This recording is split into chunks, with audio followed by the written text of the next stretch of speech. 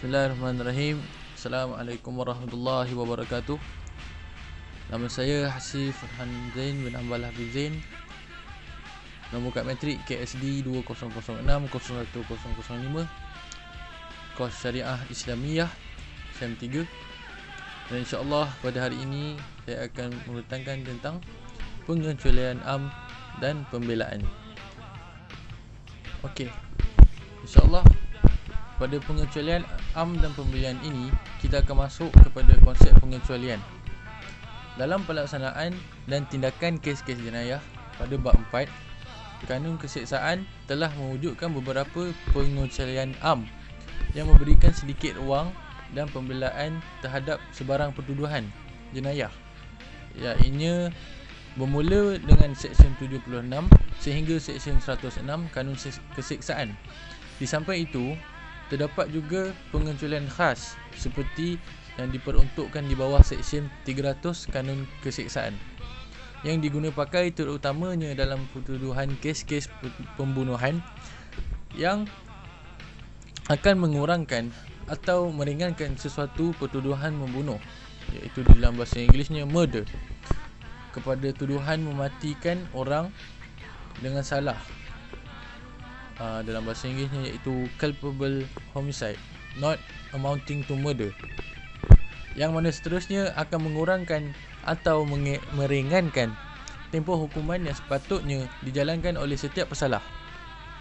Dalam situasi ini adalah menjadi tugas dan beban pihak yang tertuduh untuk membuktikan pembelaan sama ada pengecualian am atau pengecualian khas di atas bebanan imbangan kebarangkalian. Seterusnya, pembelaan separa dan pembelaan penuh ini akan memberikan sedikit ruang kepada tertuduh, sama ada dikecualikan secara keseluruhannya atau sebaliknya, bergantung kepada penglibatan tertuduh pada masa kejadian jenayah itu berlaku. George P. Fletcher dalam bukunya Rethinking Criminal Law yang dikeluarkan pada 1878, muka surat 459 dan 576 hingga 577, telah menyatakan suatu justifikasi akan mengenepikan suatu tuduhan yang bersalahan dengan suatu perbuatan dan menidakkan suatu elemen salah tindakan. Sementara itu, suatu pemaafan akan mengenepikan tanggungan seorang itu daripada tanggungjawab terhadap sesuatu perbuatan itu. Maksudnya, implikasi daripada sama ada justifikasi ataupun pemaafan adalah seorang itu tidak akan didapati bersalah, tetapi sebab-sebabnya adalah berbeza. Dalam keadaan justifikasi, tiada wujudnya tindakan yang bersalah bagi mengakibatkan si pelaku itu bersalah, manakala dalam keadaan pemaafan, tindakan itu adalah salah, tetapi ketiadaan tanggungan peribadi akan menghilangkan kebersalahan, iaitu kesalahan orang yang melakukannya. InsyaAllah saya akan meneruskan tajuk ini kepada sahabat saya, Muhammad Arif Farhan bin Ali Suhaimi. Terima kasih. Assalamualaikum warahmatullahi wabarakatuh. Nama saya Muhammad Arif Farhan bin Ali Suhaimi, daripada Diploma Syariah semester 3 kelas 1. Nombor matrik saya KSD 2006-01014. Pembelaan dalam Undang-Undang Jenayah. Di dalam Undang-Undang Jenayah, sekiranya kedua-dua unsur aktus serius dan mens rea wujud, maka lazimnya seseorang itu diletakkan sebagai mempunyai tanggungjawab jenayah. Walau bagaimanapun, dalam kebanyakan kes, konsep ini tidak selalunya berlaku kerana wujudnya beberapa pembelaan yang boleh digunakan pakai, sama seperti di dalam kes-kes pembelaan khas yang boleh digunakan di dalam kes-kes jenayah tertentu. Maka pembelaan-pembelaan tertentu boleh juga digunakan pakai dalam kebanyakan kes-kes jenayah. Konsep Undang-Undang Common Law membezakan di antara konsep justifikasi dengan pemaafan. Perbezaan ini mempunyaikan kesan kepada pihak ketiga, iaitu yang pertama, ia adalah sah di sisi undang-undang untuk menentang pengagresif yang membuat agresifnya hanya boleh dimaafkan, tetapi bukan pengagresif yang agresif boleh dijustifikasikan, dan mungkin ada sabitan boleh dikenakan bagi membantu bersubahat dengan orang yang perbuatannya hanya boleh dimaafkan. tetapi bukan orang yang perbuatannya boleh dijustifikasikan.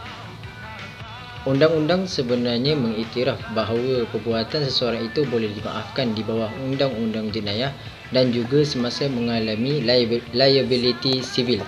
Seseorang yang melakukan salah fakta tak munasabah yang sekiranya benar mungkin samalah dengan mempunyai alasan yang munasabah bagi mengesyaki orang lain sedang melakukan kesalahan yang boleh ditangkap. Ini bermakna beliau boleh menggunakan pembelaan terhadap pendakwaan jenayah bagi penahanan salah atau serangan atau celaan kerana ketiadaan mensria. Justifikasi. Dalam kanun kesesaan telah diperuntukkan beberapa seksyen yang mewujudkan suatu pembelaan terhadap tertuduh.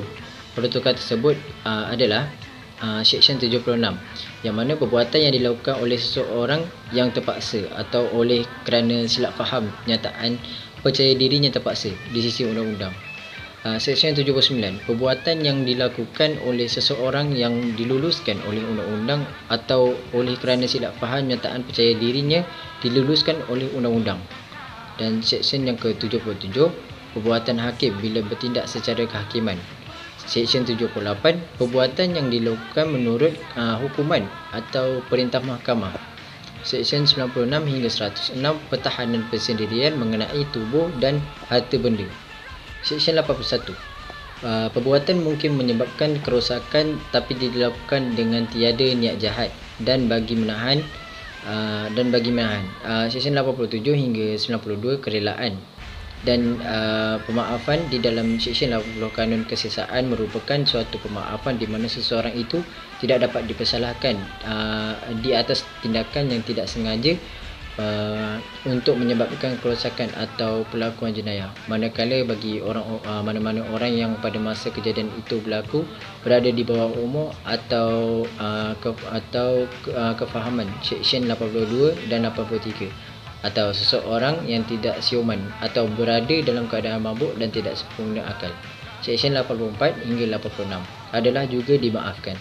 Kita tidak dapat menyalahkan mereka atau meletakkan beban terhadap mereka walaupun kita bersetuju dengan cara pelakuan mereka. Terdapat juga peruntukan mengenai khilaf fakta sebagai suatu pembelaan menurut seksyen 76 dan 79 di mana tertuduh terkilat dan menurut peruntukan undang-undang di dalam situasi tertuduh adalah terikat atau mempunyai justifikasi, maka tindakan yang dilakukan adalah tidak bersalah. Sekiranya tertuduh bertindak di atas khilaf fakta, maka tindakan itu dimaafkan, tetapi ini tidak bermakna tindakan itu dibenarkan oleh mana-mana pihak. Di dalam seksyen 94, duress atau ugutan juga merupakan suatu pembelaan.